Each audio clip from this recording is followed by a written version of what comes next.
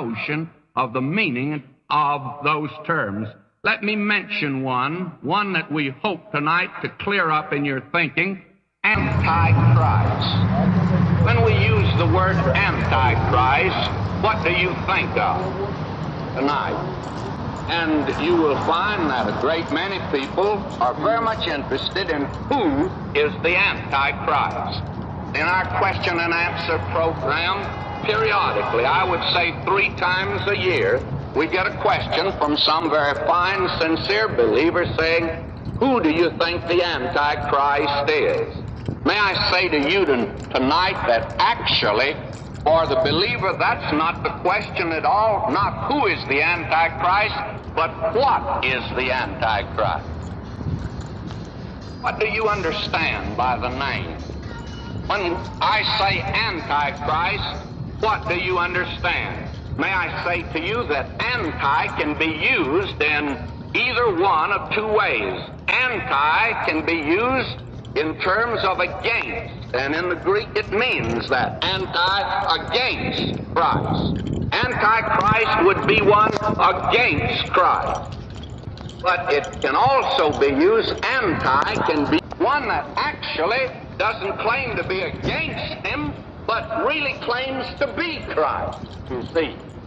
So that actually these are 2 diametrically opposed terms, and yet it's the same. To understand the meaning of the word Antichrist can be the one. Now, 18. Let me read this. Little children, it's the last time. And as ye have heard that Antichrist shall come, even now are there many Antichrists, whereby we know that it's the last time. Evidently, John, speaking of that which was in existence in his day, he says Antichrist is coming. Does he mean a person? Or does he mean that which is against Christ? He says already there are many Antichrists, and obviously means those against Christ. Now, that movement began, but you remember the early church recognized it, that they are against God and against His anointed. They want to break their bands asunder, a spirit of Antichrist, that which would be against Christ. Now, it's quite possible that John had no one man or one person in mind at all, Antichrist. The first beast of Revelation 13 is a great political power that rises over the ruins of ancient Rome. And there will be a man that will put back together. His opposition could never say that again. The only one that can do that is Satan's man, Antichrist. The beast that's coming up out of the sea, he will put it back together again. This beast he has horns like a lamb. So that we have here, if you please, a religious ruler, and we have a political ruler, an Antichrist. And John presents both of those.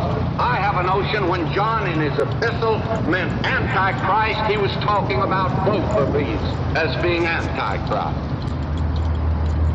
There will appear in the last days a great trinity of evil to counterfeit the great trinity of good. Against Christ, and he corresponds to Christ. Christ will come next time as a king, and he's presented on the pages of the Old Testament as a king as well as the New Testament. Christ, he corresponds to the Holy Spirit, for he's to take the first beast and cause the world to worship the first beast. This is the trinity of hell that is to appear in the last day. Now, I personally do not believe that that trinity of hell can appear until